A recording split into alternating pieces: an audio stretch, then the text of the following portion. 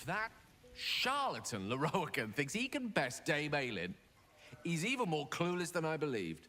We should inform her of his delusions. No doubt she'll have great fun in dispelling them.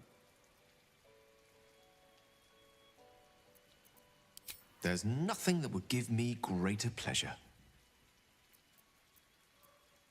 More excited than I've been in months. I can't tell you how curious I am to learn more about the crown controlling that elder brain. Believe me when I say how important this could be for me, for both of us. Potentially life-saving, so long as we can learn how it can be taken and used.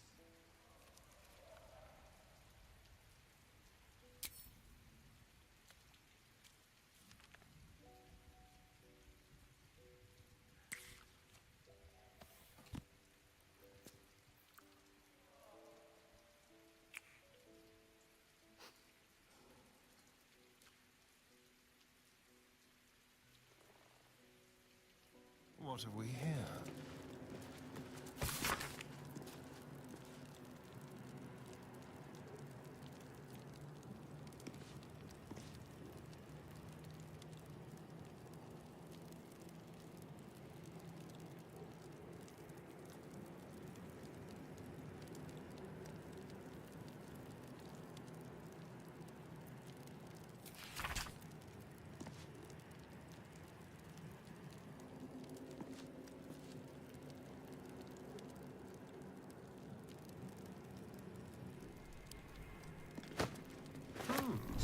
A book on Netherese magic. Gale might like to know. The Annals of Karsus. The preamble to a civilization's downfall, committed to parchment by the very hand that wrought its destruction. If the crown atop the Elder Brain was truly forged by Karsus himself, this book will confirm it. All we have to do is turn the page.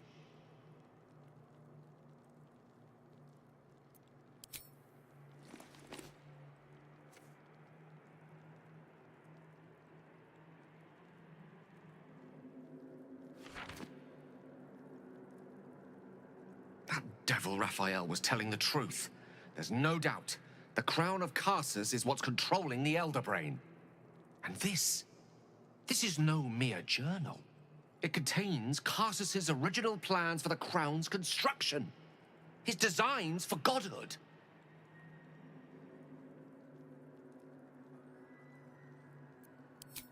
Not exactly. It was what he did with it that sealed his fate, and, for a time, that of magic itself. The crown was merely the means. The book states that the crown and netherstones were originally one construct, seemingly sundered at the moment of Karsus's downfall. If we can collect the crown's setting and the 3 netherstones, and with the correct invocation of certain spells and gestures detailed in these notes, I think I could reforge it.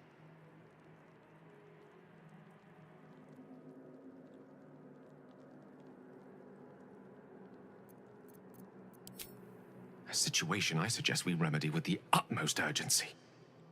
I promise you, the power such an item would give us is worth transcending all 9 hells for. The heavens too, while we're at it. Just think of it. The power of the gods in mortal hands at last would be free of doctrine and dogma, confined only by the limits of our imaginations. We must discuss this further, but quietly, privately. Find me later, and I will show you something truly divine. I will show you what a crown like this could mean for both of us.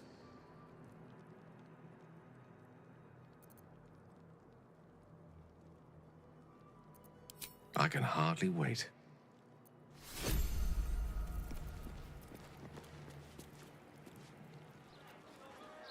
Elminster?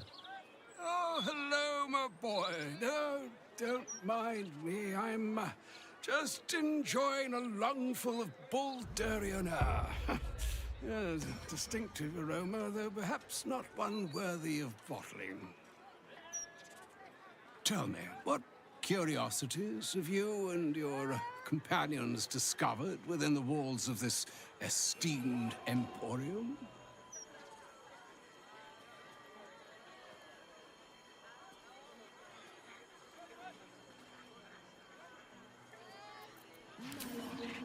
I trusted he would be sensible enough to exercise caution in this matter and to seek the truth.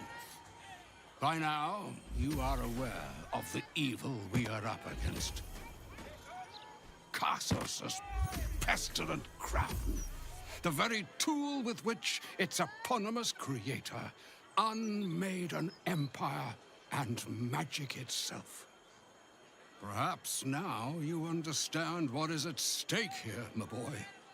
Though what Mystra asked of you was extreme, it was not without merit, nor demanded lightly.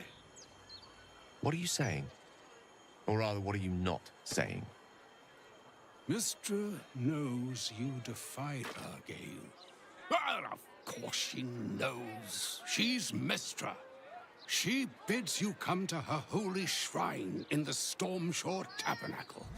There, she will grant you an audience at last.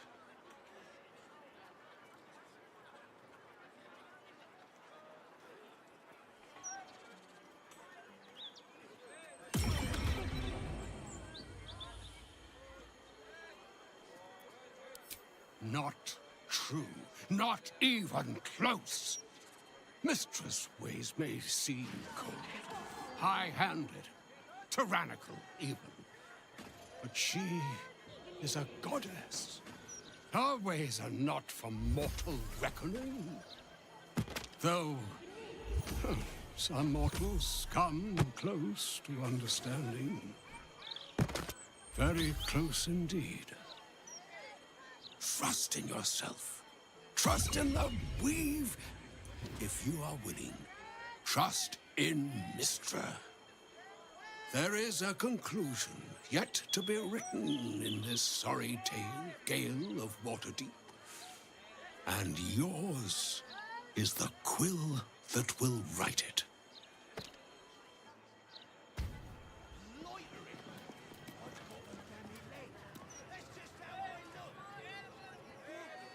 So all it took to get Mystra's attention was to learn how to reforge an artifact that once destroyed her.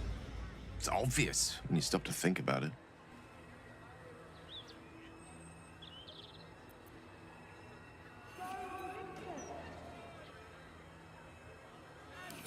The Weave is a highly sensitive, magical network threaded through all life on this plane. Any shift in magical energy, no matter how small, is akin to a beacon, alerting Mystra to its cause.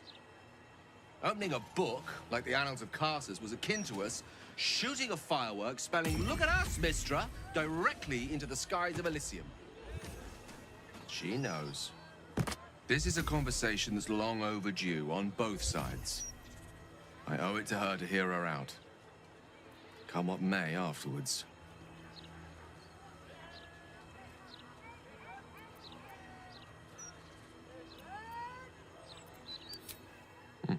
Very well. But it does not serve us to tarry when a summons from the heavens is waiting.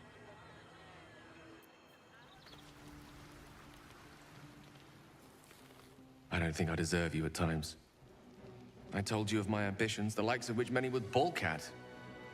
And yet you remain at my side.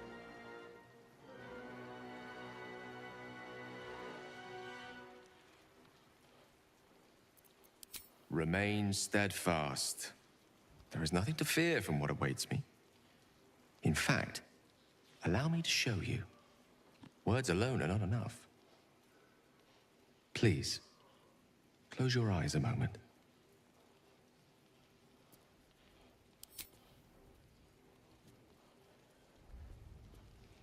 Astra navigamus. Few mortals ever glimpse what you're about to see. But don't be alarmed. I'm here with you.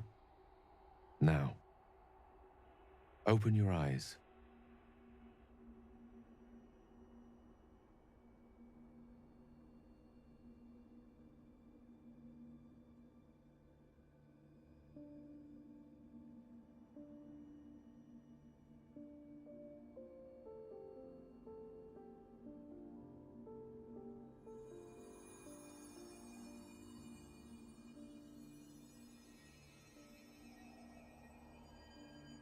The outer planes. This is where gods dwell. They observe us from afar, where they make playthings of us. They will keep all of this from us. The power, the possibilities. They only want us to serve them, to pray to them, and ultimately to die for them. But what if we didn't need them? What if we wielded their power instead and helped ourselves in all the ways they refuse to? I could make that happen. I could make this illusion a reality, with you by my side.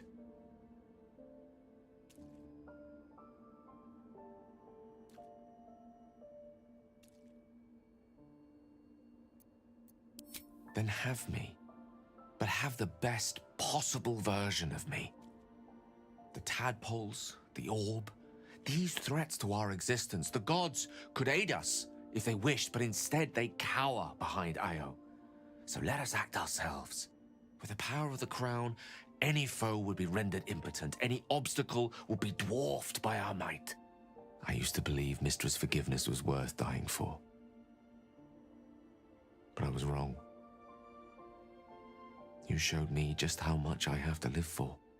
With you, I forget, my goddess. I love you. Tell me you feel the same way. Tell me you want what I want. Please.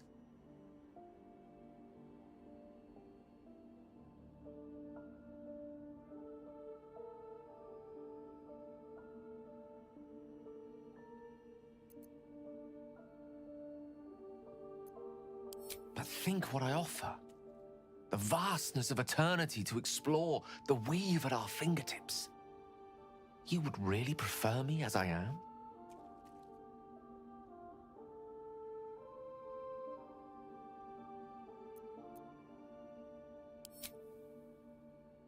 I hope you're right. I truly do. Godly power, perhaps I can live without, but you? You're everything.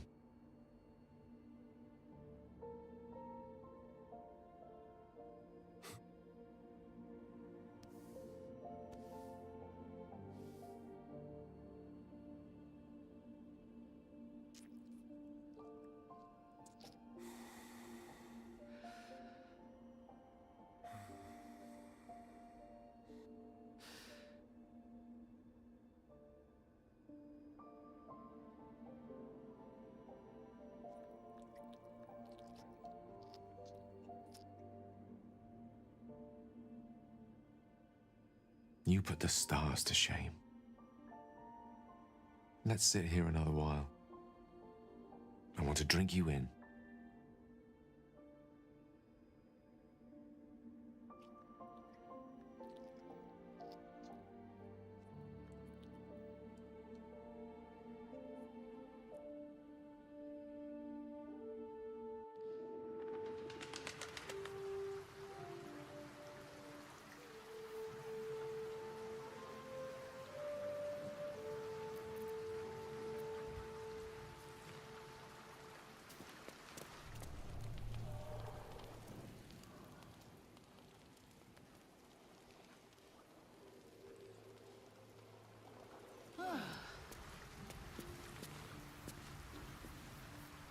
My love, I hope you enjoyed our voyage through the cosmos. I was hoping you might have a moment to talk about it. Neither have I. The closest thing to a deserving canvas on which to place your beauty. But I've also not forgotten why I took you there. I hope you don't think less of me. Great ambition should not come at the expense of what you already hold dear. I see that now.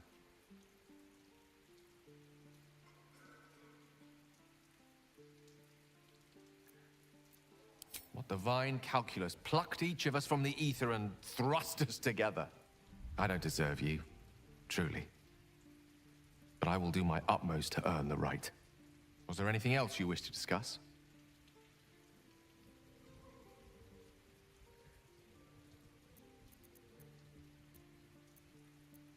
There's nothing that would give me greater pleasure.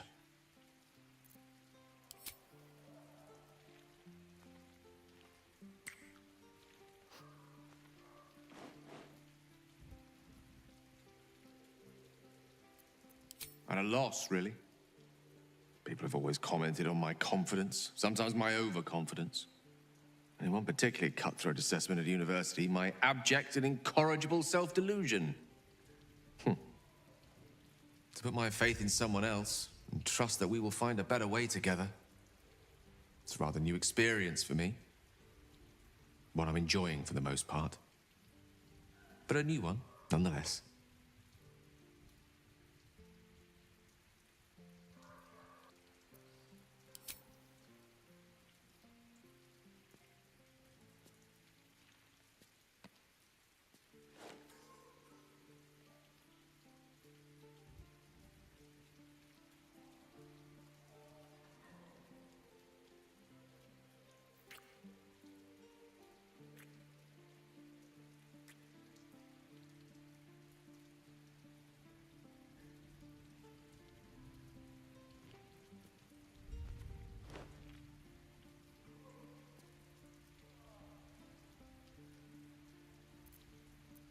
No matter. After all, a bond like ours hardly needs words to express it. What else is troubling you?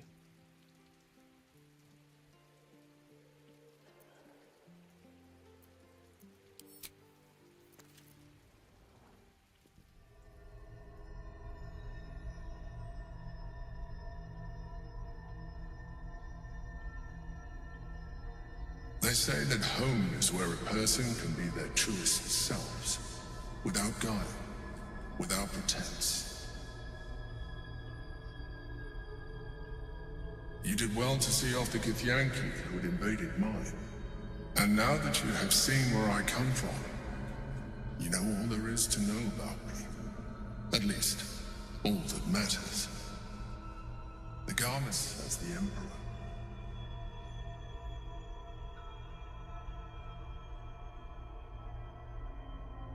We spoke of my relationship with Duke Aylin Stelmane, a story I have told no one else.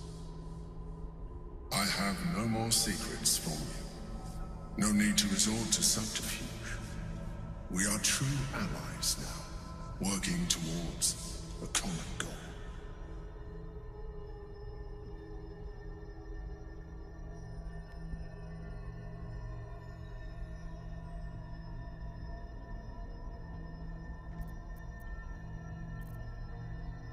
I have learned to adapt my methods to your needs. The only way we were ever going to get close enough to the brain to destroy it was by working together. But few would trust a mind flayer. So I did what I had to convince you. I studied you, your motivations, your actions, your desires. I deduced the best way to align your goals with my own.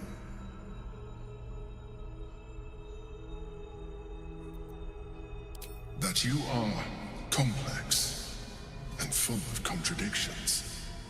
It was no easy task, but I had to persist. I needed your absolute dedication to the cause. I anticipated the challenge, and I anticipated your resistance. What I didn't anticipate was how reasonable you would be. You don't like to be coddled, cajoled. But you responded well to logic, to rational arguments, to cold, hard facts. You saw straight to the core of what really mattered.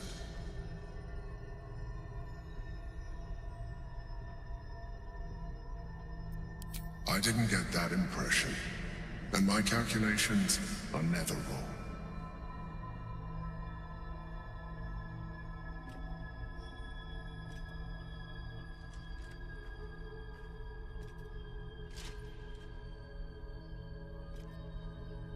Sometimes, I felt almost like we were dancing our way towards something deeper.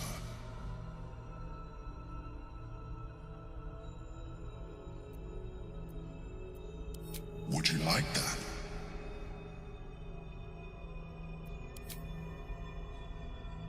The back of your mind warms with a rush of feeling, the Emperor's feeling. Heat, care, arousal.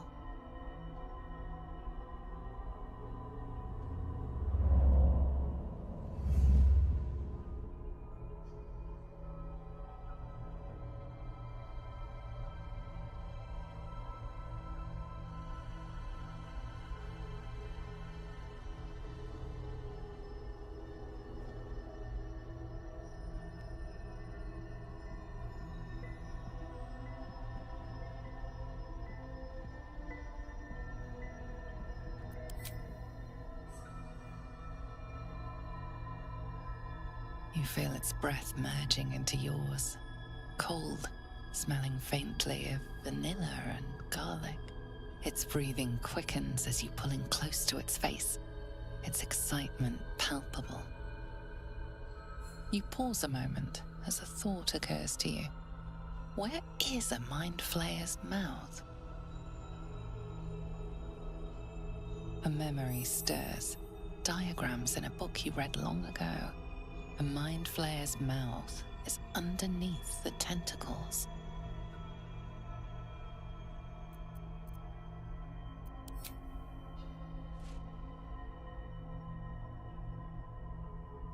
I can make this easier for you if you like.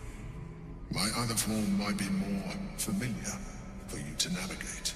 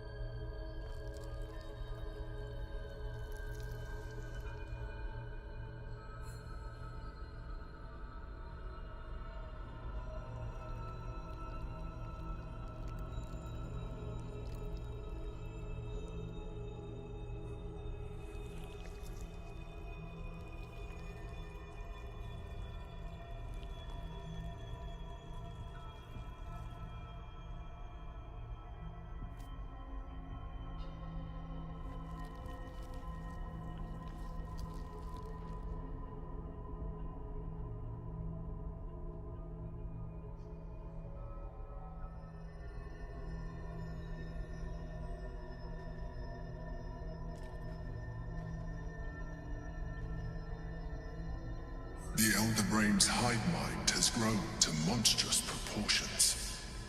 And through the Crown's magic, it has complete control over each and every member. It was intelligent before, but now, with its hive mind established across the city, it is well on its way to becoming indestructible. We must stop it while we still can, before we too become its slaves.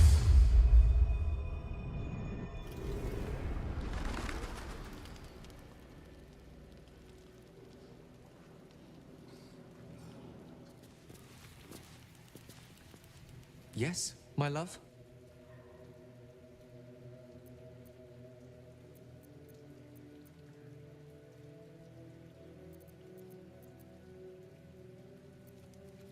There's nothing that would give me greater pleasure.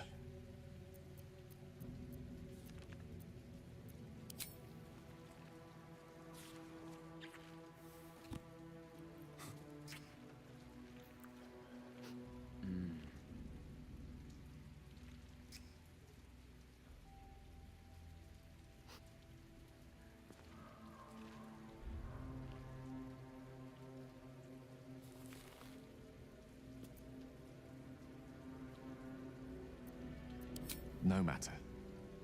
After all, a bond like ours hardly needs words to express it. What else is troubling you? Of course.